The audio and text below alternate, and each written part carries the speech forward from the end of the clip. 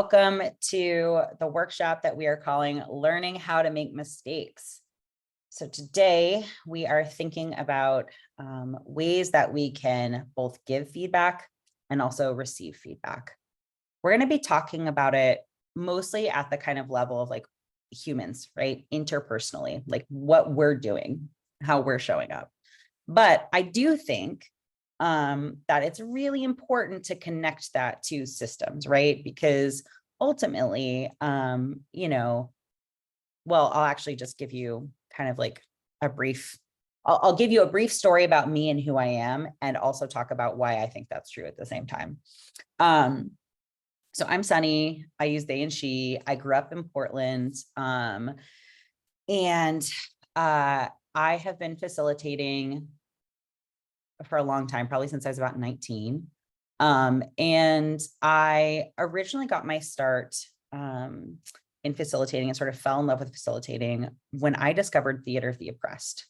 So Theater of the Oppressed is a form of theater that was developed by Augusto Boal, who's a Brazilian theater activist. And the body of work that he sort of like developed with his community is really focused on creating community solutions and then having people step into a role, right? You like create a play based on a problem that a community is facing.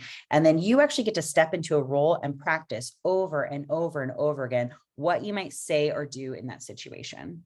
So you get to not only like say the words, you get to feel it in your body, and then you get the benefit of like debriefing it afterward. Did that feel like it was something you could actually say in the moment? Did that feel too frightening, or like there's actually too much of a risk and you need to do something differently? Did it feel like actually you needed to go farther? Like maybe you were being kind of indirect and you needed to practice saying something more directly. So through Theater of the Oppressed, right, I fell in love with the art of facilitation, and it changed my life completely. And the thing that I learned very early on in facilitating these community forums is that in order for someone to be able to practice like that, and in order for them to be vulnerable and like step up in front of a group and practice saying something that is difficult and risky, it requires a lot of structure. It feels like magic when you're doing it. It feels like magic. You're like, wow, I can do this. Like, that is exactly what I meant to say. Or, oh, wow, that was really not what I meant to say. And like, I'm so glad we're doing this. It feels like magic, but it is not magic. It is actually very intentionally created. And, for me, there's two lessons in that. One, we have to practice so much, but also that when we think about giving and receiving feedback, so much of what we focus on is sort of like what happens in the moment and how we're responding in the moment. And that's really important. But there's also like a bigger picture conversation that we have to have, which is, in what ways are we either creating opportunities to give and receive feedback with the people in our lives and in our work? And in what ways are we subtly avoiding it? In what ways are we kind of just not attending to it, or just assuming that if somebody has something to say, they'll say it to us, not really recognizing all of the factors that might stop somebody from saying something, or just assuming that we would say something, right? Like if we saw something, of course, we would just say something, not recognizing that it's actually really difficult, that we have a lot of barriers to being able to name what we see happening, including sometimes just being like really like frazzled and really emotionally connected to what's happening and not being able to like say it in the moment. So that's a little bit about me and kind of like how I'm entering this conversation. On slide 2, you'll see some assumptions that I'm sharing with you all. These assumptions, I'm sharing them with you because it's kind of like, this is like my starting point, right? And I don't insist that you agree with me about all of these things, but I feel like it's kind of important framing for this conversation, that you understand, like, this is what I'm assuming is true when I say these things. But certainly they are up for, they're up for conversation. But for now, let's like just assume that they're true and act as though they're true. And then we can talk about like, actually that theory doesn't hold up, Sunny. So the first thing is I believe that systems of oppression exist. And I believe that they impact how we're interacting with each other. So when I say systemic oppression, I am talking about intentionally created systems that grant power to some people and take power away from people. And that is happening above the level of sort of like you and I talking to one another, or group dynamics even. And that because that's true, that's going to show up in our organizations and in our world, right? We are going to model some of our, organizations, some of our groups, some of our interactions after those patterns. And it might not be intentional, but it will happen. Like I assume that it's going to happen because we live in that world. That being said, I do think that, the way that I show up in a conflict, the way that I show up when I'm giving feedback or receiving feedback is so directly informed by who I am, right? It's informed by my cultural background. It's informed by my family. And it's also informed by the interactions that I've had with systems of oppression and sort of what I expect in terms of safety or what I expect in terms of like comfort, right? All this being said, I also know that our identities are complex. And today we're going to be focusing mostly on white supremacy as like a system. But I know that for many of us, even if you haven't experienced oppression or like directly been oppressed by a white supremacist system, most of us have areas in our life where we have experienced oppression or we have, been harmed by systemic oppression. And I think that, rather than sort of like get caught up in like, well, is it this or is it that? Do I experience this or do I experience that? Is this relevant to me or is this not relevant to me? I like to assume that this is relevant to everybody and that we can focus on the material impacts of white supremacy, which frankly are like bigger than any of our experiences, right? Like I can look at the ways that white supremacy has materially impacted or benefited me, but at the same time, I'm more interested in sort of like the patterns and trends that are happening. I also believe that we're all going to benefit from dismantling systemic oppression because systemic oppression and systems like white supremacy are fundamentally dehumanizing to us all. They divorce us from our humanity and they place us into roles that we're taught to play. And that includes white people. Oftentimes, I think white people and all people are like really impacted on like a psychic level by something like white supremacy, because in order to participate in white supremacy, you have to divorce yourself from your feelings and your sense of connection. And it also obviously historically has taught white folks specifically not to acknowledge their own cultural histories, not to sort of understand their own lineage and sort of where they are in community. So I do think that we are all going to benefit from dismantling white supremacy and other systems of oppression. And I think it's important that we spend some time thinking about, okay, how will I benefit from dismantling these systems? What do I win? What do we win when we dismantle these systems? The last thing that I'm going to share is sort of an assumption. I think it's especially relevant for today is that blame and shame are totally normal emotions, right? Blame oftentimes comes up when we don't feel heard or we feel like someone responsible for our suffering, or we feel like, something is responsible for our suffering and that person is sort of like participating in that. And shame is a really normal reaction when we feel like we're not like moving in alignment with our values. It totally makes sense. But that being said, I don't think that like blame and shame are effective political strategies to change organizations. And I say that because oftentimes blame and shame can lead to a place of stuckness. When we feel ashamed, it takes a lot of work to be able to like lean into community or sort of like change our behavior. And I found that for me personally, finding compassion for the fact that I am impacted by white supremacist systems and they will show up within me on a personal level. And then also understanding that, this system is designed to create oppressive situations to happen. And so, my participation in that system is both really important and it's also not everything. And so sometimes when I don't take it quite as personally, when I'm participating in those systems. Like I take it very seriously, but not personally. That can be helpful. That being said, I'm not implying that like if someone is being blamed for a way that they are showing up that is harmful, that's totally appropriate and fair. And I don't want to like tone police anybody, but I do think it's important to just sort of like name that like blame and shame are important, but they are not necessarily like where I would like us to spend a lot of our conversation, in terms of like, do I deserve to feel shame for this? Or was I right in blaming that person? Or was that person right in blaming me? I can't speak to that. What I can say is that we can think about what we can do differently. Okay. Just going to pause for a second. Do you folks have any questions or any like thoughts about that?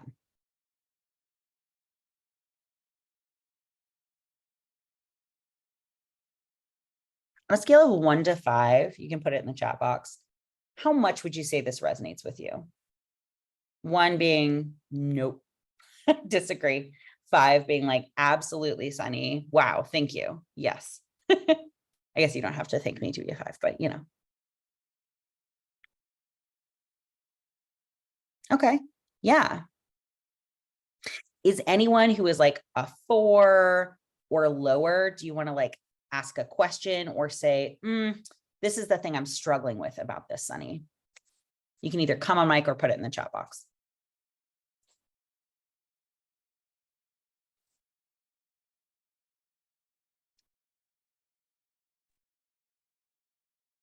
Yeah, go ahead. I think for me, everything that you're talking about does really resonate. I'm like, yeah, absolutely. But I don't know if I'm actually living it yet, I guess. Oh, And so yeah. it's like, oh yeah, like those are the goals. And I'm like happy that we're in this space where I can like get closer to those goals. Yeah. Yeah, it's really difficult for me sometimes to not start these conversations from a place of like therapy talk, to be totally honest with you, because the truth is that we are complex human creatures and we have nervous systems that are trying to protect us. And we have a whole lot of experiences in this world that are both positive and negative. And we are negotiating with our own nervous systems every time we are doing something that's hard. And it is hard for most of us to approach conflict or harm or accept feedback, right? Like there's actually like a lot of risk involved in that. So I very much feel you. And I would say, you know, these things are less like a place that we arrive or even like a lesson that we've integrated into our lives and more like a guiding principle. You know, like there's times where I retreat to blame and shame. There's times where I blame someone, especially like in organizations, you know, sometimes when it's like now you're like talking about the person, but you're like, oh, if we could just change this thing, you know, I certainly retreat to those things sometimes. And that's okay. Like that's part of the process. I'm just gonna pause for a moment because I want to check on the chat box.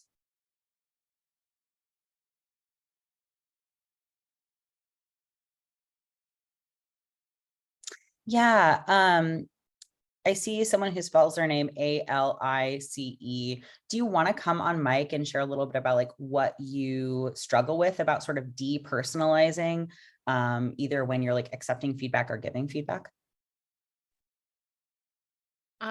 Yeah, sure. And I think that, I mean, it's related to what you were just speaking about. Yeah. And like kind of in that moment, reverting back to blame and shame and like wanting to, I think that there's some times where, I mean, intellectually, I recognize that Totally. these problems are systemic and that there is nothing that well, not nothing, but there's little that the change of one person's like way I worded something one time will not change the systemic nature of the problem. But at the same time, it's, you know, holding those values and thinking about it. And then that cycle of after you have an interaction where you're like trying to change someone's mind, or if you say something or do something that's causing harm and you realize it afterwards, and that cycle of like, I knew better. And Uh, depersonalizing that is very difficult for me, and something that I think about in this process. But I appreciate you having this space to learn and share today. yeah, I deeply resonate with that. The number of times, especially in like interpersonal relationships and not even just like working relationships, like the number of times I've had to be like, I am so sorry. I very much agree with you that I was wrong. I hold myself to a higher standard and I actually knew better. And I don't even know why I did it that way in that moment. And I like need to reflect. I don't know why I did that. That was awful. It happens, and I think like, if you are sitting here listening to this conversation and you're like, actually, no, that doesn't resonate with me. I'll also say for me, like, it's hard to depersonalize when someone is giving me feedback or when I feel blamed. It's really, really hard. Not because I've become defensive. Like, I mean, that does happen sometimes, but sometimes I'm like, oh my God, I am the worst. How have I gotten this far in life doing this kind of work? And still I'm making this mistake. And depersonalization or depersonalizing that can be really helpful then too, because I can recognize in the moment that the level of anger and frustration and pain that someone is experiencing, while yes, like I am the one who has poked it and I am the one who's brought it up, it's sometimes not all the way about me. It's sometimes not all the way about the thing that I did, but it is about a lifetime of experiences and an injustice that is bigger than something that I can rectify in that moment. And so it can help relieve some of that pressure for me, so that I'm not like showing up like, oh my God, I got to fix it. And instead I'm being like, okay, it makes sense that this happened. I can hold compassion for why I did this thing. And I can also like, what I can do now is hold space for this other person's righteous anger, even if it's not all the way about me. All right, that's as long as I want to spend on that. We'll come back to that. On slide 4, and I am going to share my screen for this part because I think it would be helpful. So give me just a second.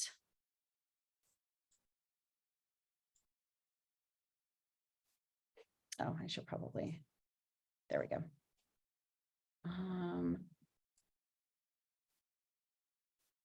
Okay, great. So you will see, this is not in presenter mode intentionally. So know that I know that. But here's kind of a glossary. I don't usually do glossaries, but I want to be really specific about the words that I'm saying because even I sometimes like use them interchangeably. And I don't want to assume that we all have the same meaning. So when I'm saying these words, here's what I mean. When I'm talking about harm, I'm talking about any negative or painful impact. And I am assuming that there are definitely like, I wouldn't say degrees to harm, right? Like there's different kinds of harm. There's different depths of harm. There's different levels of impact from harm.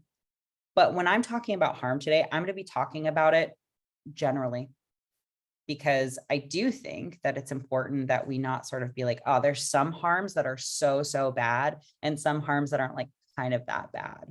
Because I think when we start like ranking harm, it allows us to kind of like dissociate from our own behavior and be like, well, it really wasn't that bad.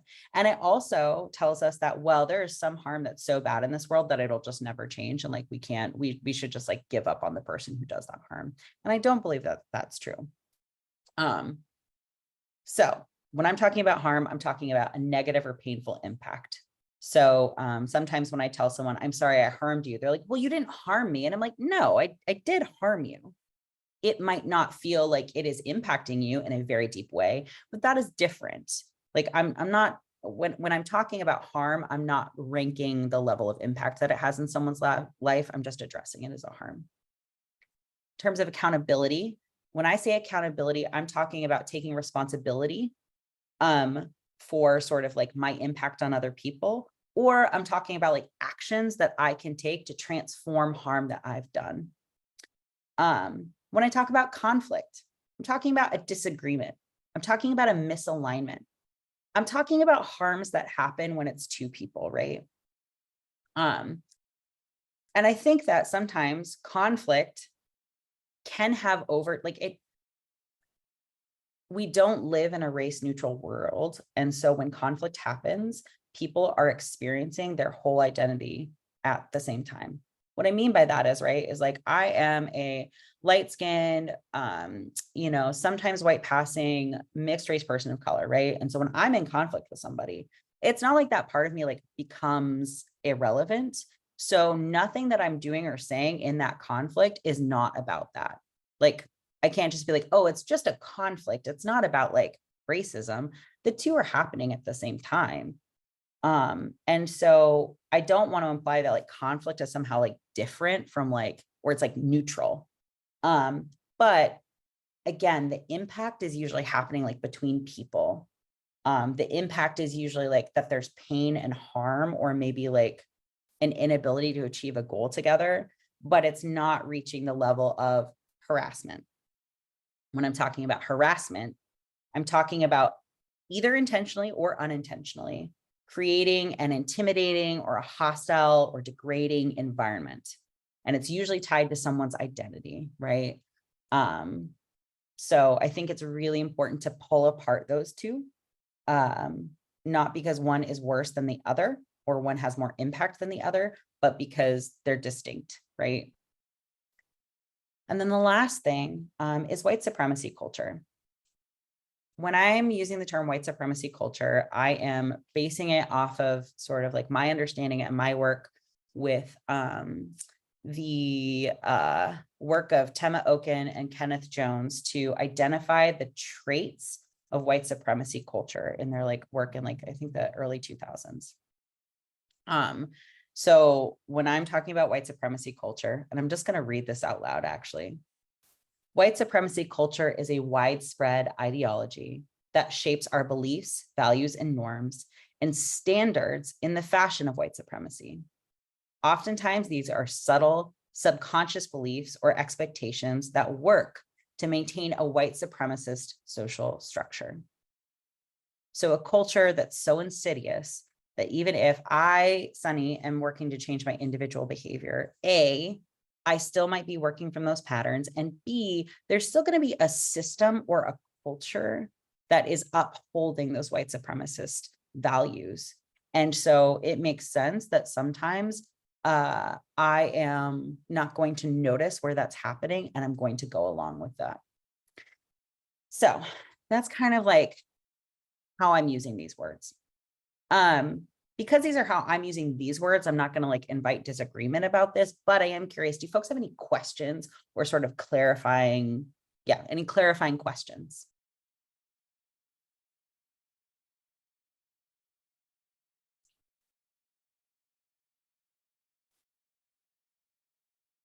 Okay. We can also come back to it. And if a question comes up later on and you're like, actually, what do you mean when you say conflict, Sunny?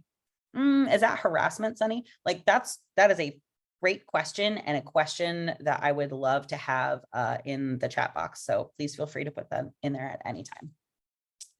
I'm going to keep my screen share on, but I am going to sort of like shift gears a little bit. All right. I've told you a little bit about sort of like my philosophy, how I'm approaching this. I shared a little bit about the glossary.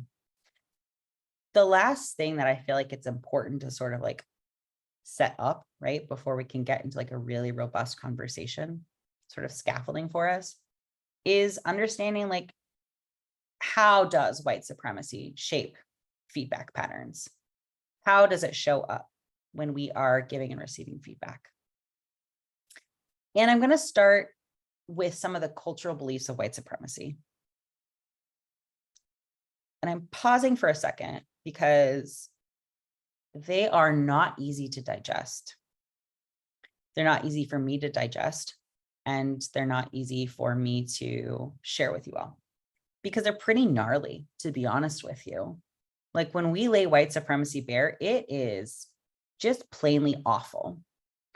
And, some of the stuff that's up here, right? Like it is very historical. And it doesn't necessarily mean that, for instance, when you're showing up with defensiveness, you personally believe that white people should be comfortable and safe from people of color who are less civilized. I'm not implying that anybody in this room believes that, but I am saying that historically, that is a belief that has been created very intentionally to harm people of color and maintain systems of racial superiority. And so when it comes up, it might not be that you fully believe that thing, but you could be acting from that cultural belief. So that's kind of like my caveat. So white supremacy culture is assuming that there are appropriate roles and sort of like social scripts for white people and people of color, and it's based on a racial hierarchy. The nuance there is that white supremacy culture isn't just about whiteness, right? Like whiteness is, I mean, quite literally a legal term that was created. And the things like that I'm calling out here are about specifically like stereotypes about people of color and race and racism, but like that's just a starting place. Because really what white supremacy is trying to do is it's trying to create a system where some people are given more value and have more humanity than other people. And that's showing up in the material access that we have in the world, the way that we're treated, the kind of like freedom that we have. But that is something like that model of whiteness is also harmful to women. It's harmful to queer and trans people. It's harmful to disabled people, because any system in which we're saying some people deserve more humanity and more freedom, that is like automatically going to set us up to marginalize people. And it's frankly based in eugenics. So that's my caveat there. So some of the beliefs of white supremacy that I feel like really relate to sort of like conversations about conflict, feedback, all of that are, first of all, this idea of intellectual superiority. So sometimes white people, there's a historical like context in which white people have been believed to and been treated like they are more equipped to sort of like evaluate other people. And in this case, we're talking about a racial hierarchy, that would be people of color. And there's an assumption or sort of a stereotype that people of color are naturally more suited to subjugation. And that's when you see things like, oh, people of color are better at this kind of work because they are better at following orders, whereas white people are better at this kind of work because they're better at giving orders, right? That's like an intellectual superiority that's showing up. There's also an idea of safety, right? Typically, in order to continue viewing people of color and sort of like positioning people of color as less civilized, more animal, less human, there's this idea that we need to protect white people from that. And so there's this idea that white people deserve comfort above all, and that they should be safe. And I'm not talking about like the safety that we should all have, but like white people deserve safety from discomfort, and that people of color are less civilized and are threatening that comfort that white people deserve. And the last thing that I feel like is incredibly relevant is this idea of sort of emotional restraint. And it has a lot to do with sort of like people of color being viewed as like less human, less civilized, and less in control of our feelings. And so when we become frustrated or angry, it's seen as like being irrational, or that it's not like it's just sort of like us lashing out. Whereas like white people, when they are frustrated, right, like it's viewed as like logical and fact-based, and it is like assumed to be true.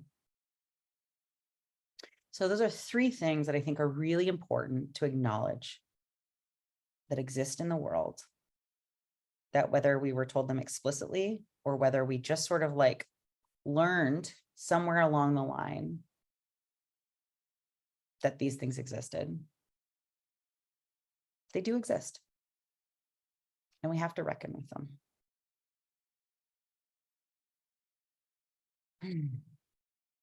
And again, when I make a mistake, it doesn't necessarily mean that I believe that white people are more equipped to evaluate people of color. No, of course I don't believe that.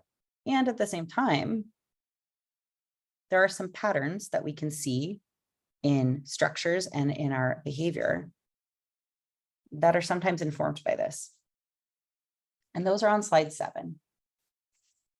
So on slide 7, some of the ways that we see white supremacy show up structurally around things like giving and receiving feedback are, and again, I'm going to read them out.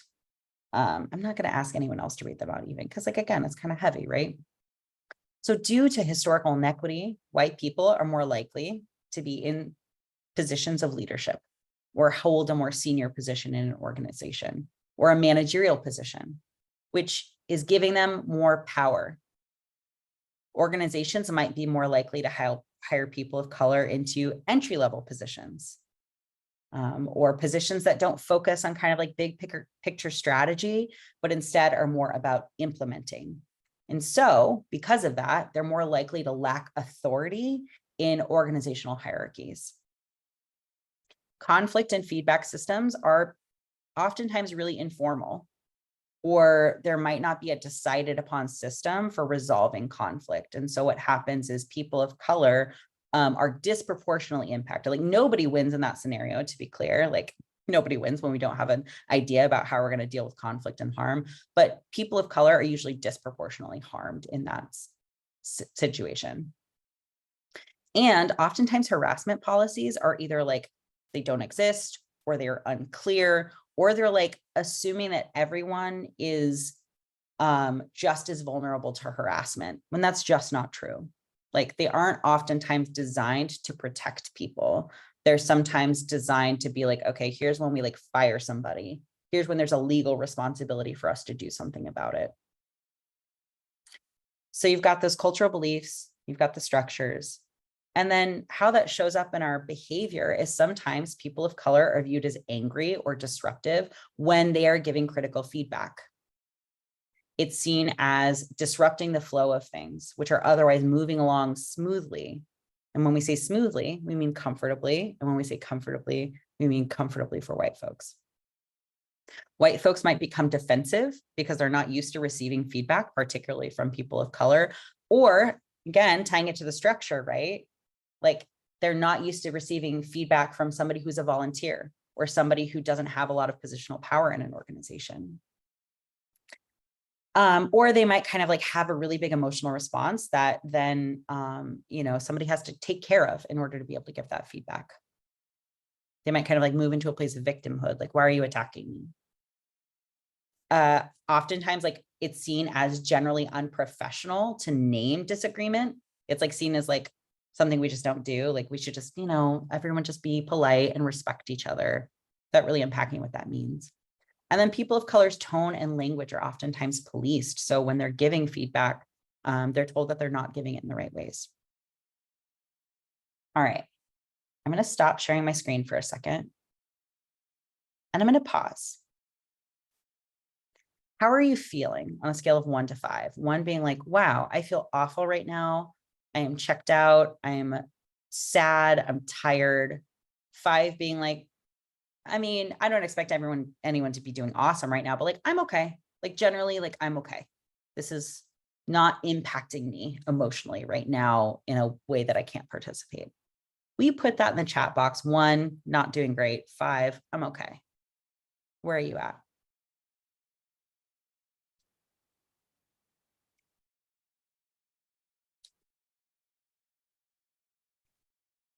Yeah.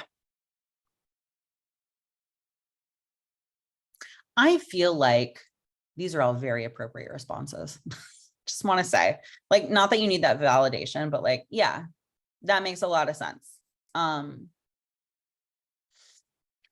Let's just take a minute, knowing that we are going to move to kind of like a reflection place and a talking place, and less of a Sunny talking at us place about something that's heavy. But think about if there's anything that you need right now. Do you need water? Do you need to turn your video on? Do you need to turn your video off? Do you need to ask a question? Like something's just like nagging at you, like, I feel like I need to know this thing, Sunny. Is there anything that you need right now, either that you can give yourself or that we can give each other? I'm going to pause for like a full 30 seconds in case someone wants to come on mic or say something in the chat.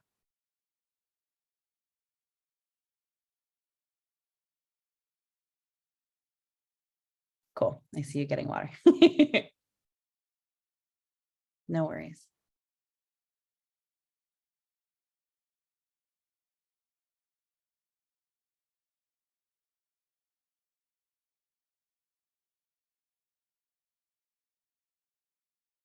Great.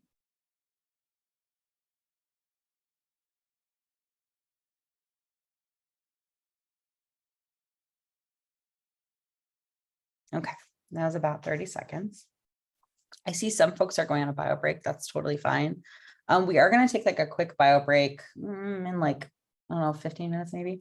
But that doesn't mean that you should stop yourself. Like take a break if you want to. But just so you know, I realized I meant to say that at the beginning and I did not. I'm sorry about that.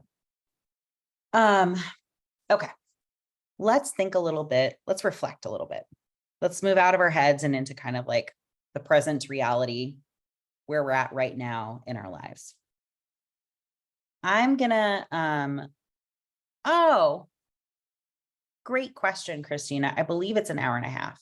Am I right? Am I wrong? I think it was 2 hours, but Okay, whatever. good. That's good. That's good. Yeah, it's okay. Good. That's what I meant, obviously. Good. Okay, cool. Christina, no worries if you need to jump off early. I totally understand. Okay. So I'm on slide 9, and on slide 9, basically there's some questions, and I'm going to pair you up with somebody, and I am going to ask you to have a conversation with them. And the questions that I'd love for you to focus around once you kind of like, say hi, how are you, are what's difficult about accepting feedback for you? And then when, or like under what conditions do you really struggle to accept feedback? And what's difficult about naming harm for you? And when do you struggle to name harm? These questions are suggestions for you. And I know that for a variety of reasons, like they might not be accessible to you right now, and that's totally fine. Like I trust you to have the conversation that you need to have. But when we're done with that conversation, I am going to ask you, just to give you a little preview, to contribute something to some sticky notes. Asking about like, okay, when do you struggle to accept feedback, and when do you struggle to name harm? So know that like whatever happens in your conversation, I trust that that's what needs to be talked about, but there is going to be an opportunity for you to actually contribute something in a few minutes. So, if it's helpful for you to talk with your partner about that before you contribute, that's available to you. All right. Let's see. 2, 5, 6, 7, 8, 9, 10. Okay, cool. We have kind of a odd number of people, but that's totally fine. I'm going to set up the breakout rooms right now. And again, maybe I don't have that capability.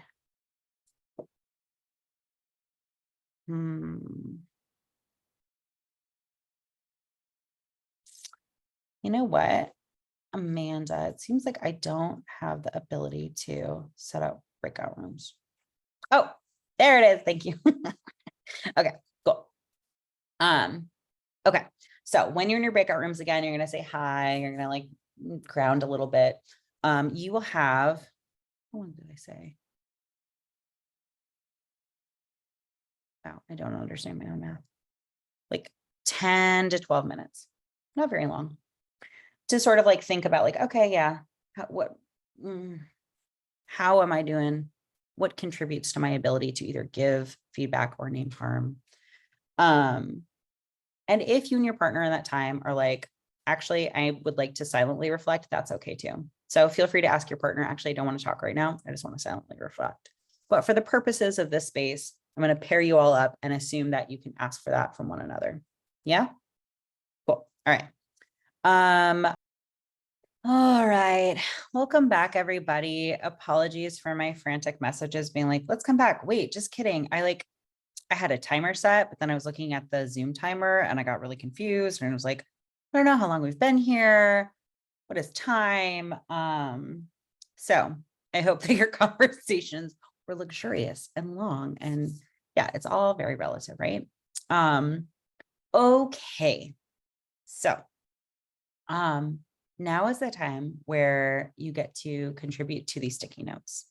So out of your conversations, maybe you have like one or two things where you're like, it seems like I struggle to accept feedback when. And that could look like a variety of things. Like you could share like when I am under-resourced, or when I'm feeling unseen or unheard, right? I'm going to ask you to contribute those to your sticky notes right now. I'm going to give you like 2 minutes to do so. And then after that, we're going to go to the break. Oh, and I see some people are messing with the sticky notes, which is good. That's fine. Not messing, like not bad, but like, yeah, just, I might move things around a little bit for readability. Anyway, so take 2 minutes right now to do that. I'm going to play some music. You don't want to hear music. You can just turn off your sound and I'll bring us back in the chat.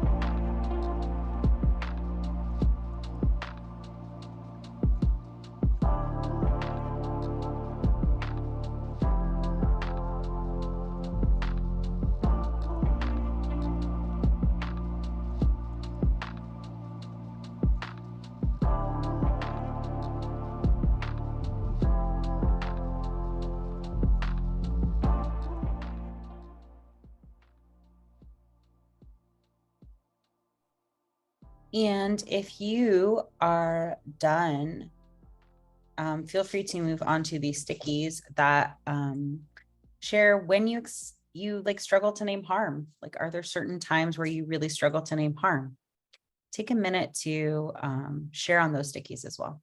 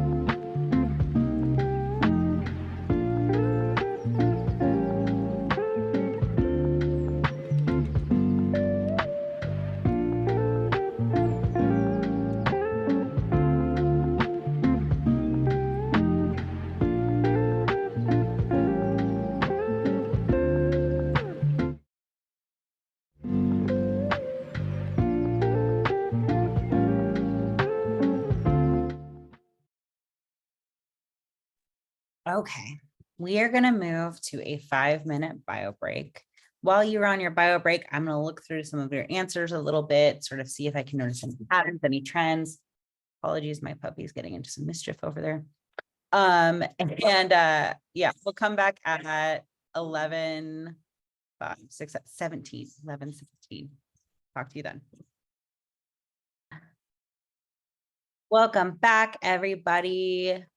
If you are off camera, will you just type back in the chat box so that we know that you're here? We can get that sense of gathering together. Again, no worries if you need to have your camera off right now. I very much understand.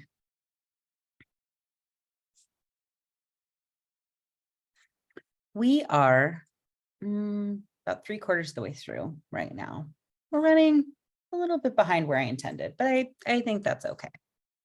Did I close that? Okay, there we go. The recording is back on. What else do I need to say? Yes.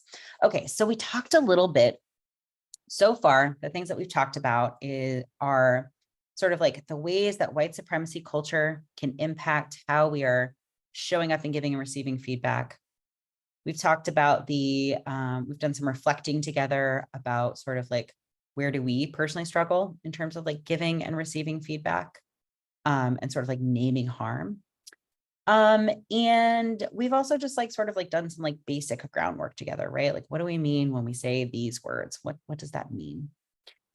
I want to shift gears a little bit and bring us into sort of like, okay, let's ground ourselves in the ideal scenario. Let's work from the assumption that we are in the ideal scenario. Before I want to do that though, I do want to just share, first of all, like a thank you, because I can tell in your conversations that you were able to sort of like access a level of vulnerability that is really important, I think, in being able to do this work. It's hard to start off with acknowledging where we're struggling and where we're not showing up the way that we want to, or sort of like under what conditions we don't do super well. That's like a really difficult place to start. And I think it's fantastic that like all of these answers are incredibly nuanced and deep. I also think, you know, I'm really encouraged by sorry, I just lost my slide deck. I'm also really encouraged by the fact that like, you know, when I'm looking at some of the things that folks are naming in terms of like when it's difficult for them to name harm, folks are really familiar with, it seems like, the idea that there is risk in naming harm, which tells me that you all probably are able to sort of like apply that empathy that when someone is not telling you when you're causing harm, or someone is struggling to share something with you, that probably you have had that experience where it feels really risky to name harm, or conflict feels like a big risk. And there's something at stake. And you can like really use that empathy in those situations. And I think that that's like a really great starting place, because as you know, I'm sure plenty of you have experienced, sometimes it's like, well, but I didn't know that. It's like, well, I know you didn't know. That's why I'm telling you. And also, let's start from a place of assuming that this was really hard. So I'm on slide 17. And I'm actually going to ask, so there's two things that I want to go through. One is sort of like giving feedback, and the other is receiving feedback. And again, I'm orienting towards these as under ideal conditions, right?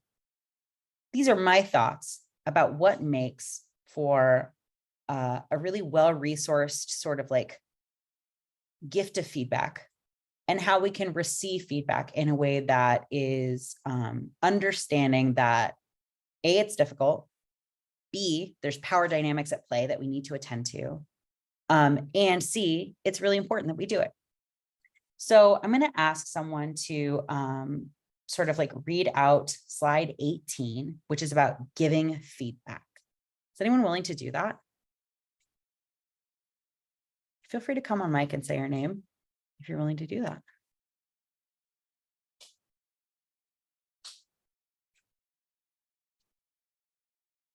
I'm going to be honest with you. There's a puppy chewing on my toes right now. So like, I'm not in a great position to do that right now. I think really it's going to come down to y'all. I can do it. Okay, awesome. Will you read slide 18 for us? Yeah. Yeah. Giving feedback. Intent. Be clear about why you're giving feedback and what your goal is for the conversation. Incident. Be specific, stick to events that took place and actions taken. Impact. On self, using I statements. If it is clearly relevant, discuss your perception of impact on group. Ideas for moving forward. Explore other possibilities, offer concrete suggestions for what would be more helpful. Awesome. Thank you so much. Can we give some love either on camera or in the chat box? 1 second.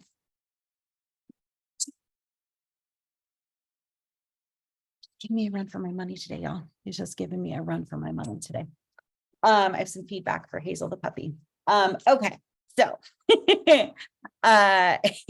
some things that I want to say about this, right? When we're talking about intent, we're not talking about the kind of intent like, oh, my intention wasn't to cause harm. That's not what we're talking about. We're talking about intent in terms of like, the reason why I'm sharing this with you is because I really care about this project, or I really care about you as a person and we've been friends for a really long time and I want that friendship to continue, right? So that's what we're talking about when we say intent. When we're talking about incident, ideally, right, we're talking about what actually happened. Doesn't mean we're not sharing feelings. It just means we're like, here's like the actual thing that I'm talking about, right? The thing that like is not really up for argument, right? I mean, you know, again, under ideal conditions. When we talk about impact, again, it's like, here's how that impacted me. And when we're talking about ideas moving forward, ideally, right, there is you before you're having this conversation are identifying where you're able to be creative and collaborative with the person who you're giving this feedback to. Now, all of this said, there's a lot of assumptions in what I just said, right? And when we're talking about giving feedback, it is not incumbent upon a person who is giving feedback, especially if there's been like significant harm caused, right, to them directly, to give feedback in an effective manner in order to be heard. That's not their responsibility. That's not their job. They've already done their responsibility and their job by giving that feedback. You know, and I was looking over some of your answers around kind of like where y'all are struggling to accept feedback, and sort of like where it's most difficult for you. And sometimes when we start identifying like, okay, these are the things, these are the ways in which I'm showing up that it's like hard for me to accept feedback. We think, okay, great. So I'll ask for that. But actually, I was a little bit like, not tricky, but I was like, just a little bit, a trickster mentality when I was asking that, because the reason why I was hoping to identify those things is so that you could give them to yourselves as well. Now, some of those are things where like you can't, you know, you might need to ask that person like, hey, I know you're really upset, but like I have a trigger around someone speaking to me really loud. I know it's not personal. Are you able to like sort of like lower your volume a little bit, right? That's not totally out of the realm of possibility. But some of these things are things that you can give yourself to set yourself up well to be able to receive feedback. So this is kind of like, you know, this list here on slide 18 are kind of like the things that it's ideal that someone is able to do in order to give some feedback, like makes for a really effective feedback, you know, it makes for a really effective moment in giving feedback. But if we find that some of those things are not present, and we're looking at the places where we struggle to accept feedback, then we can also go to a place of like, okay, how can I give myself what I need in order to meet this person where they're at right now? Let's talk a little bit about receiving feedback. Let's talk a little bit about the flip side of that. And I'm going to go ahead and read this one because there's some like sort of like explaining I'd like to do. So first, I'm recommending that when we receive some feedback, we stop and we notice what we're feeling and we don't judge it. That's a whole big step right there. That's not like an easy step. But first, okay, I feel really hurt. I'm feeling really angry. I'm feeling really sad. I'm feeling really ashamed. And I'm not going to say, Sunny, you shouldn't feel ashamed because you are an activist, and activists are meant to receive hard feedback all the time. You should be able to do this. Sunny, you are not allowed to feel angry because you should be grateful that this person sitting across from you has given you this feedback. Nope. I'm just going to observe it. I'm just going to be with it as a reality. Just like I'm sitting with the reality of all these other systems that are acting right now. I'm going to sit with this reality that I feel this way in this moment. I'm going to acknowledge that feedback. And I'm going to say, wow, that took a lot to be able to do this, right? It takes a lot of risk. And all of you named that, that you kind of understand a little bit about that risk. And then I'm going to go to clarifying. I'm not going to go to asking questions as though I want the facts, right? Like I'm not litigating. And I'm probably even going to say, hey, is it okay if I want to make sure I get this right? Can I clarify a few things? And I'm going to focus on the feelings and the impact that someone is sharing with me. So if they're saying, Sunny, you did this on this day and it really sucked, and here's what happened, I'm going to be like, okay, here's what I'm understanding.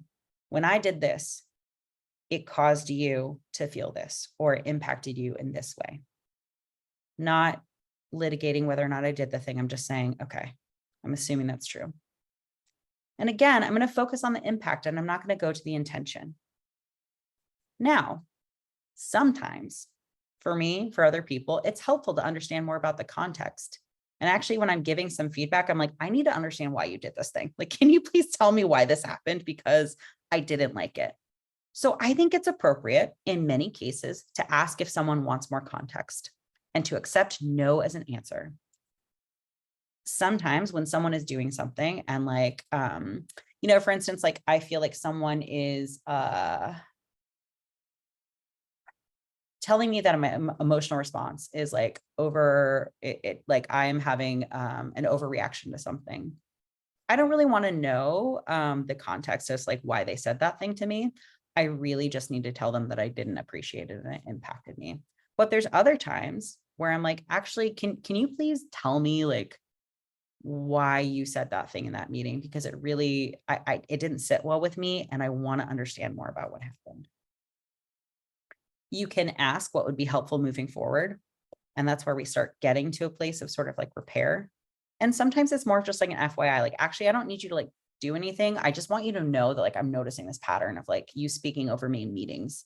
And I don't know what I need you to do right now, but I know that like, that's happening for me. And offer options. At this point in the conversation, your nervous system might be screaming at you, and you might be having a whole ton of feelings, and you might have moved from that place of like feeling them without judgment to like fully feeling them and fully judging them. It's really important that you don't commit to things that you can't do, because nothing that you do is going to erase the fact that there was harm, or that, somebody has feedback for you that's critical in some way, shape, or form. Nothing's going to change that fact. There are things that you can do moving forward, but nothing's going to change that. So let's not go to a place of like acting yet. And then lastly, how we're talking about like the relationship to sort of like our individual behavior to like overall stuff, right? I think it's really important that we name patterns and attend to them. So sometimes, for instance, if someone is telling me like, Sunny, you are consistently not responding to me. You're consistently not responding to me in a timely manner. And like, there's things that I need from you and I really need them, and it's impacting me negatively in this way. I might say, oh, interesting. Yeah, I am noticing actually that that's like a pattern in our organization where we don't have a lot of expectations around sort of like what is a reasonable time frame to respond to somebody. And in tandem with accepting accountability for what I need to do, which is respond more promptly for a good reason, I can also say, there might be something bigger going on here, and like, let's figure it out together. Sometimes that's appropriate and sometimes that's not. Sometimes we need to just stay focused on the harm that's caused and what's happening in the moment. But sometimes it's important to be like, there's something bigger going on. All right, I'm going to pause there. In a moment, I'm going to ask us to spend the rest of our time sort of like talking through this, probably in small groups, but we'll see. But I want to like just offer like some space, something that you have a question about, something that resonates with you, or something that does not resonate with you. I'm actually going to put that in the chat box.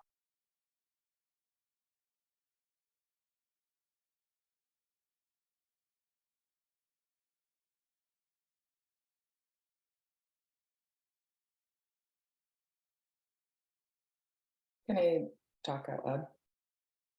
Okay.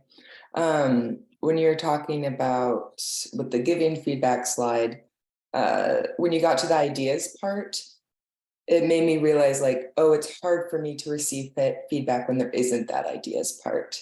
Because then it's like, okay, yes, great. Like how can, you can move forward from it too. But it also like, I think that's in a very specific context when it's not super like highly emotional. Absolutely. Yeah. And I see, I think, Christina, your hand is raised. Is that true? Cool. Sometimes Zoom's, it's not, but. Yeah, I think I'm really struggling with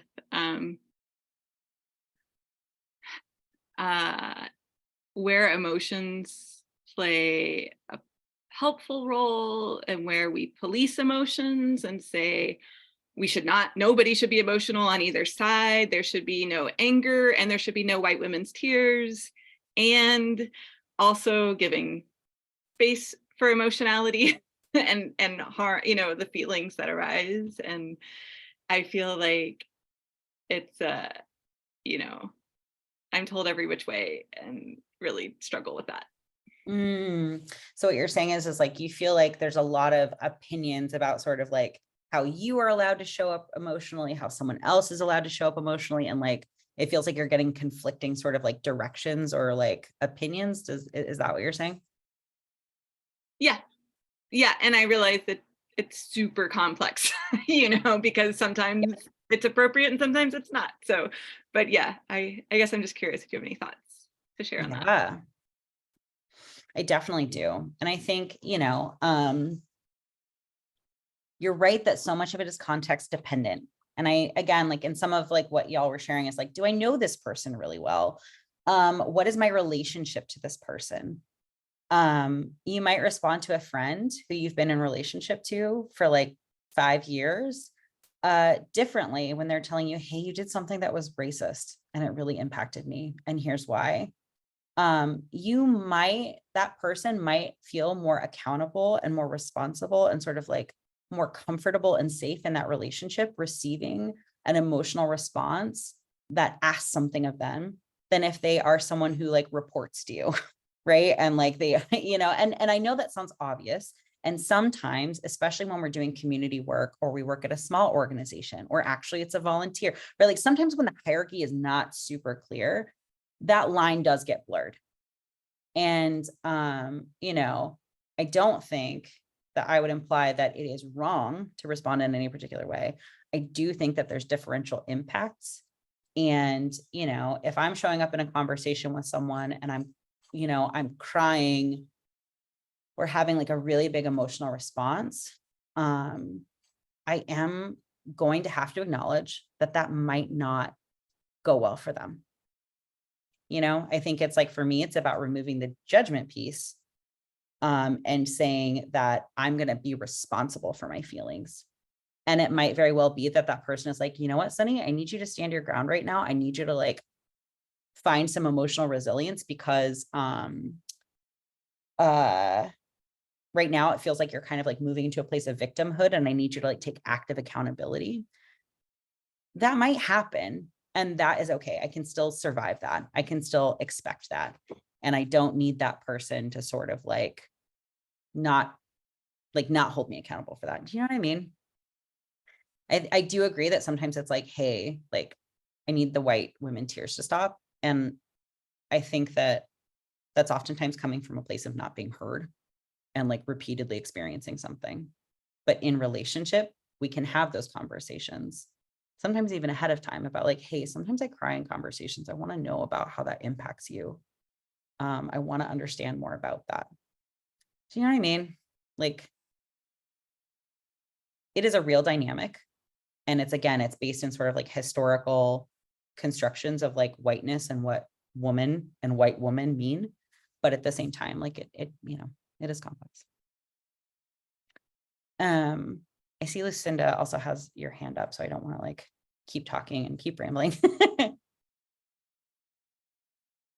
Yeah, I was just gonna acknowledge like my question or struggle with it is like I recently had a situation where the person who was giving feedback was really emotional, and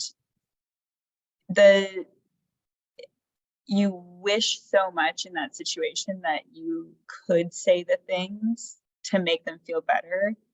And when it's left as, like you're just there to be the receiver and to make them feel heard.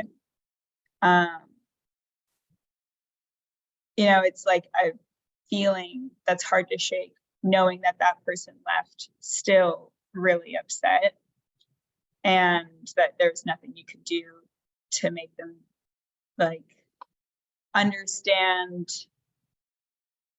that you recognize their like the harm that was done to them. Thank you. I really appreciate you sharing like a very real personal experience. And I think, yeah. I also hear in what you're saying, like understanding why you want resolution is really important. Because if you're moving from a place of this relationship really matters to me and I want to like repair this relationship, like, okay, that's very different than like, I'm scared that I am a bad person and I'm doing something wrong and I am actually like operating like completely from a place of white supremacy and I'm terrible and I don't even deserve to have any power and like what am I doing in this world? Like those are two very different places to move from. And we all move from each one of those places differently sometimes, like it's totally possible. But it's just important to know so that you can like sort of like attenuate, like what do I need to stop moving from that place of scarcity? What do I need to like stop or to like sort of like take action in repairing this relationship rather than just like spiraling about it? Okay. So we have precious few minutes left. And I do want to make sure that we actually like do some talking with one another about some real life scenarios. I made the scenarios up. I understand that they might not be relevant and I might be pretty far off. I think they might be relevant. They might not be. So that's my caveat. I'm sorry if they aren't actually relevant. You're like, that would literally never happen, Sunny. Like you're just making it up. But they're based on things that have happened in different contexts. So I imagine they might be happening in this context. That's what I'll say. I'm going to ask y'all to read the scenario. And then if you like look down in the speaker's notes, I'll actually share my screen.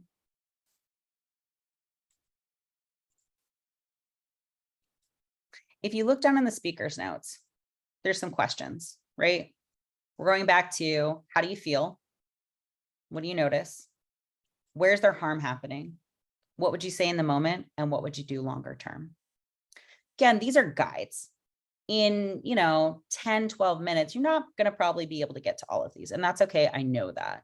This is not like a test, but it is a jumping off point. And if you are struggling and you're like, I don't know how to get this conversation started, I would actually focus on number 3. What would you say in the moment? Remember I told you I had a background in theater of the oppressed? Yeah, I am not going to force you to say anything, but I do recommend that rather than getting stuck in the like, well, what should I say? What is the perfect thing to say? That you try something like, well, here's what I might say, and allow this as an opportunity to practice. So I'm going to put you in groups for like 10 to 12 minutes. And you can start with any of the scenarios, A, B, or C. You probably won't have time to get to all of them, and that's okay. But have a little conversation. Oh, I just caught a typo. How do you feel? Not how do you feel? Yeah, have a little bit of a conversation about what you might do, what you might be feeling, what harm might be happening. And like, are there some long-term and short-term things? How do those two things differ? All right, on a scale of 1 to 5, how clear does that feel right now? 1 being like, what? I'm so lost. And 5 being like, yes, absolutely. You can either hold up your hand or put it in the chat box.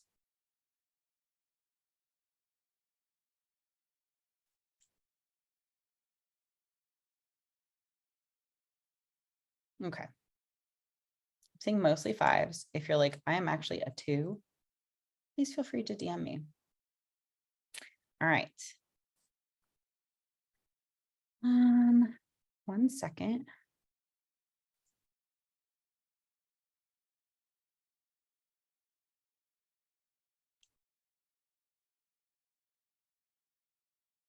Okay. I think we have our breakout rooms. All right. I'm just gonna let y'all go. I'm gonna let y'all go. And again, try not to get hung up on like, Sunny, this is a really weird scenario. This would never happen. Like, try to, meet me where I'm at here. Okay. All right. I'm gonna open the rooms.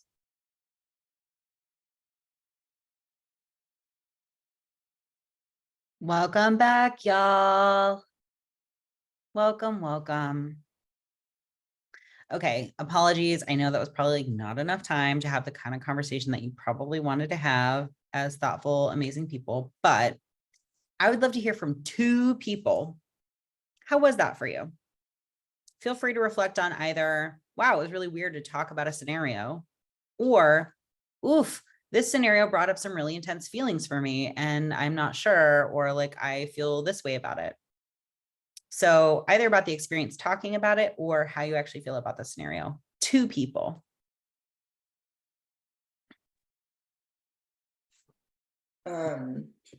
I really, I was gonna say I loved talking about this, but it was just like, it's really great talking about this because I feel like we had a really good conversation, but what didn't actually come up is if we were doing this in the moment, like I would be a lot more emotional than I am right now. And so that would impact my response as well. But having the scenario and practicing, makes it so it's like, okay, well, I can maybe be a little more level-headed when doing the feedback as well. Cool. Or like, okay, I know I'm going to be super emotional. So here's what I can do to channel that, or like, here's how I can attend to that, or, because I think, it's unrealistic to expect that you're not going to have any feelings about it. You might have a lot of feelings. So if we know that, like, we can prepare for that. What else?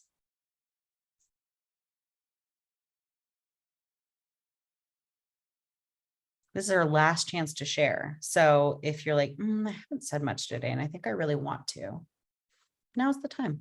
Yeah, go ahead. Yeah, I was kind of reflecting on it, and it goes back to what we did earlier about when is it difficult for you to receive feedback.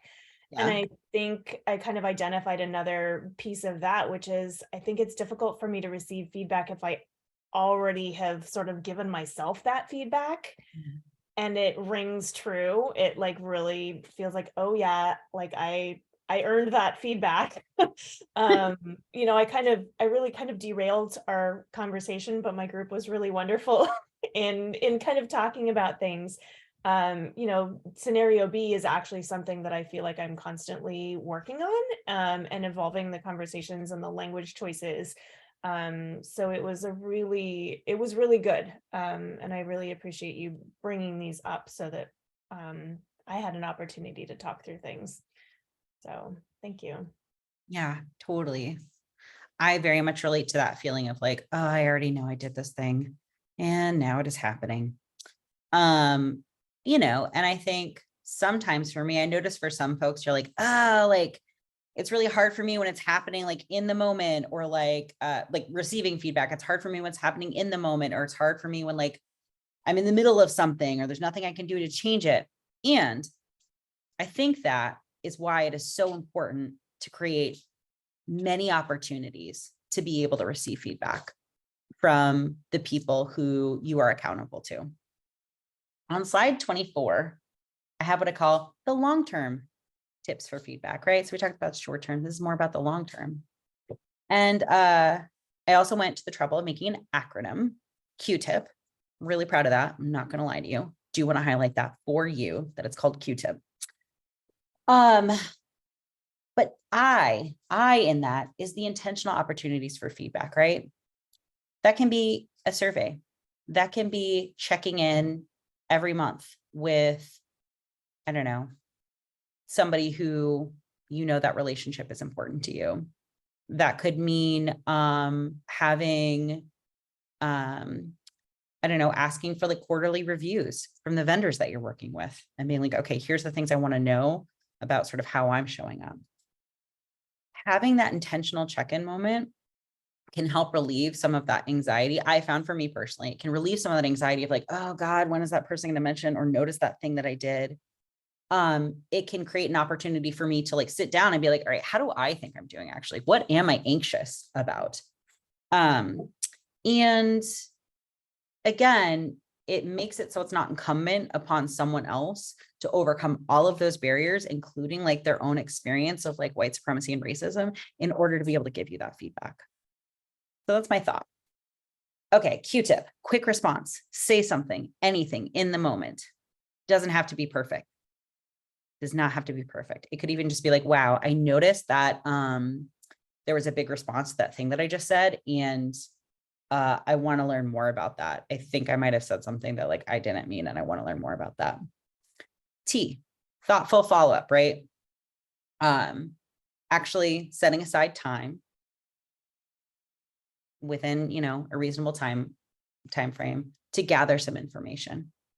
Again, creating intentional opportunities outside of like any active conflict or harm that you've caused, like make sure that you're finding an opportunity to also receive feedback when you're not like actively worried of something that's happening or, you know, there's nothing alive, because again, like there's things that are happening. And then P, practice in low stakes situations, right? Maybe you don't start with the deepest, hardest thing that is impacting your community. Maybe you start with like, you know, well, that's actually pretty deep. I was like, how should we be selecting like artists for like our artist area? But I'm like, that's actually like really deep. Find something that's a little bit low stakes to practice in terms of like asking people for feedback around and receiving that feedback. Okay. We are at the end of our time. I'm going to put a feedback survey in the chat box. It's also in this slide deck. It's really important because, again, we respond to the feedback that you give us. But at the very end, sometimes people are like, hey, I really want to be in touch with people more about this stuff that we're talking about. And you have the opportunity to give that information and we will share it all with you. If you don't want to give that information, totally fine, just select no. But if you do, we will create a little database for you all to be able to be in touch with each other a little bit informally and be able to build those relationships with one another. Thank you all so much, and I will see you soon.